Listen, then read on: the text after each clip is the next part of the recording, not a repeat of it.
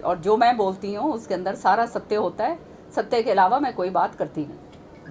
अजय माकन ने जब से ये कहा था कि किरण चौधरी का वोट रद्द हुआ था राज्यसभा चुनाव में, उसके बाद से आपके तेवर काफी तीखे हो रहे हैं, उनके पीछे क्या राज है? तो जो मेरे पीछे पड़ेंगे तो मेरे को भी भैया अपना, मैं उनमें से तो हूँ नहीं कि एक थप्पड़ एक तरफ खा लूँ और फिर बैठ जाऊँ चुपचाप, है ना। जो मेरा जायज़ बात है, जो सही बात है, उसको मैं भी तो लोगों के बीच में लेके जाऊँगी। आज केवल भिवानी तक तो मैं सीमित नहीं हूँ। आज जो है मेरा बाहर निकलना का मकसद क्या है, सारे ताकि हरियाणा सारा जानता है कि चौधरी बंसी लाल जी के, सुरेंद्र सिंह जी के जो लोग हैं वो हर एक गांव-गांव के अंदर हैं। हमारे कार्यकर्ता हर एक गांव-गांव में, उनके साथ जो हैं, जो नए लोग हमारे जुड़े हैं, बहुत ज़बरदस्त तरीके से जो कर्मठ लोग जो हमारे साथ जुड़े हैं, वो हमारे सारे पूरे हरियाणा में फैले हुए हैं। तो सबको जो है, सबके पास मैं जाऊंगी। और ये भी है कि सारे पूरे हरियाणा के अंदर हमारे लोग हैं। मैं एक तरफ सीमित नहीं हूँ, एक ज़िले के अंदर मैं सीमित नहीं। वीरेंद्र सिंह राविंद्र जी जैसे लोग ये आरोप लगाकर कांग्रेस से अलग हुए थे कि उसमें उनके इलाकों के साथ क्षेत्रवाद हुआ है। क्या आपको लगता है कि तोशाम भिवानी के साथ भी क्षेत्रवाद हुआ 10 साल उठा राज में? देखिए, अब जो हुआ नहीं हुआ वो पुरानी बातें तो मैं यहाँ पे कहूँगी नहीं। पहली बात तो ये। दूसरी बात ये है, मैं सक्षम हूँ, मैं अपने इलाके की लड़ाई लड़ सकती हूँ। अभी वो किस प्लेटफॉर्म पर लड़ी जाएगी?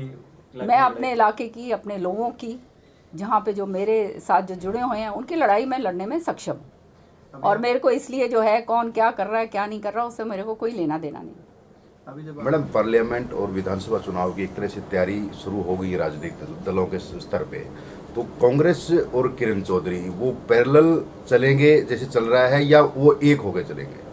किरण चौधरी जो है वो केवल अपने कार्यकर्ताओं को जोड़ने के लिए, सबको संगठित करने के लिए, जो घर बैठ गए हैं, जो अपने आप को बिल्कुल मायूस समझ रहे थे, उनको दोबारा से संगठित कर जोड़ने के लिए निकली। और कोई मेरा उद्देश्य इसका नहीं। मैडम, जैसे पीछे चर्चा चली थी किरण चौधरी भी बीजेपी में जा सकती है, ऐसा अब वो चर्चा तो जो है, चर्चा चल रही है मेरे बारे में। अब ये चर्चा चलाने वालों को मैं 20 बारी बता चुकी हूँ कि अपनी सेहत मत खराब करो भैया। और इस तरह की जब चर्चा चलाते हैं तो मेरा तो कोई इसमें नुकसान नहीं है, अपने आप नुकसान करते हैं वो अपना। चलिए, आपकी जो अपने कार्यकर्ताओं से मिलने का एक कार्यक्रम लगातार चला हुआ है, उसमें किस तरह के जो लोगों के जो एजेंडा आ रहे हैं वो क्या है मैडम? जो सरकार के प्रति हैं, जो हरियाणा का माहौल है, वो क्या चीज़ है? नहीं, अब जो है नेचुरली जो आज के दिन जो हालात हैं उसके ऊपर चर्चा होती है। लोग जो हैं बहुत सारी चीज़ें, अब जैसे बार का ही है, इन्होंने बताया कि ऐसे ऐसे जो है यहाँ पे घोषणा हुई थी, तो ये चीज़ों का विधानसभा में उठाओ। तो जो इस तरह की बातें होती हैं उनको विधानसभा में उठाने वाली बात है। आपकी जिक्र चलता है कि आप बीजेपी में जा रहे हैं, दूसरी तरफ आपके सामने जो धर्मवीर हैं उनको कह रहे हैं वो कांग्रेस में आ रहे हैं, कुछ ऐसा है धर्मवीर को लेकर के? ये तो आप उनसे पूछना, वो आ रहे हैं नहीं आ रहे हैं उनका तो मुझे मालूम नहीं है। लेकिन जो है मेरी चर्चाएं जो मैं आपको बता रही हूँ ना, कौन कहाँ जा रहा है और कौन नहीं जा रहा, जो है ये तो सब चर्चाओं के अंदर हैं बातें। ये मेरे ख्याल में मेरे बारे में जो है 20 बारी मैं बता चुकी हूँ कि कई बार जो है मेरे पार्टी के अंदर भी ऐसे लोग हैं जो मेरे शुभचिंतक हैं और जो सोचते हैं कि अच्छा स्यापा कटेगा ये बाहर निकलेंगी, इसलिए वो इस तरह की चर्चाएं चलाते हैं। पर बीजेपी क्यों हवा देती है इसी मौके पे? बीजेपी क्यों नहीं हवा देगी? बीजेपी के लिए तो बहुत अच्छी बात है, उनके लिए क्या नुकसान है? तो आप लोगों के बीच में जा रहे हैं तो सरकार के कामों को लेकर के भी कोई चर्चा होती है, काम करवा रही है सरकार, नहीं करवा रही? महंगाई को लेकर लोग चर्चा करते हैं, बेरोजगारी को लेकर चर्चा करते हैं, तो मुद्दे तो बहुत सारे हैं। विधानसभा के अंदर आप देखते हैं कि कितना मुखर होके मैं बोलती हूँ, कोई भी ऐसी चीज़ नहीं है जो मुखर होके ना मैंने उठाई हो। मैंने तो यहाँ तक, आपको मैं शायद मालूम नहीं है, मैंने हमारी जो राष्ट्रपति हैं महामहिम जी जो हैं, महामहिम नहीं, हमारी प्रेसिडेंट साहिबा जो हैं, ऑनरेबल प्रेसिडेंट जो हैं, उनको मैंने एक पत्र लिखा है।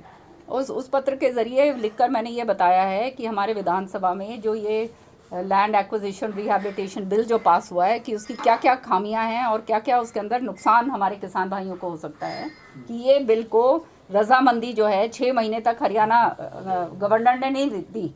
अब जब उन्होंने रजामंदी दे दिया और वो बिल जो है एसेंट के लिए वहाँ पर गया है, एक्ट बनने के लिए राष्ट्रपति के पास, कि एक्ट ना बनने दी जाए क्योंकि ये हमारे किसान भाइयों के जो है उनके इंटरेस्ट के विरुद्ध में है। तो ये एक वकील होने के नाते मुझे ये सारी चीज़ों का अध्ययन है, मैं जानती हूँ, मैं समझ सकती हूँ। विधानसभा के अंदर भी जो हमारे बिल पेश होते हैं उनके ऊपर भी मैं बहुत विस्तृत तौर पे जो है मैं सारा का सारा बात करती हूँ, लेकिन अभी भी ऊपर से जवाब नहीं आया है। तो ये सारी चीज़ें जो हैं, और ये आप ही लोग, आप जैसे लोग हैं, मैं आपको चिट्ठी का वो प्रीति दे दूँगी, उसका वो दूँगी जो मैंने भेजी है, कि ये सचमुच में बहुत ही घातक बिल है, और अगर ये पास हो जाता है तो हमारे किसान भाइयों का उसका बहुत नुकसान होने वाला है। कांग्रेस अभी तक संगठन का निर्माण नहीं कर पा रही है, काफी सालों से लटका हुआ था। अब कुछ सांस बंदी थी, अब फिर अटक गया। बड़े कारण क्या लगते हैं?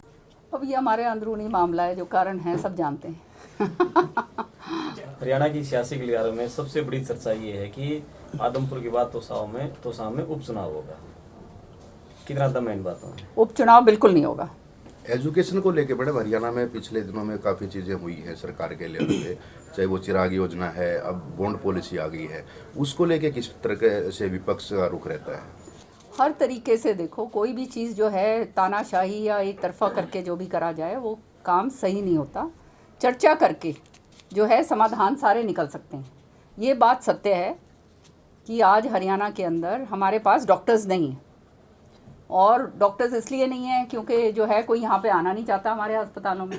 फिर ये कहा जाता है कि अस्पतालों के अंदर डॉक्टर्स नहीं हैं, तो वो डॉक्टर्स भी पूरे करने हैं, लेकिन वो इस तरह से करा जाए कि जिससे जो है तकलीफ़ किसी को ना हो, ज़बरदस्ती ना जो है करा जाए। और वो सरकार जो है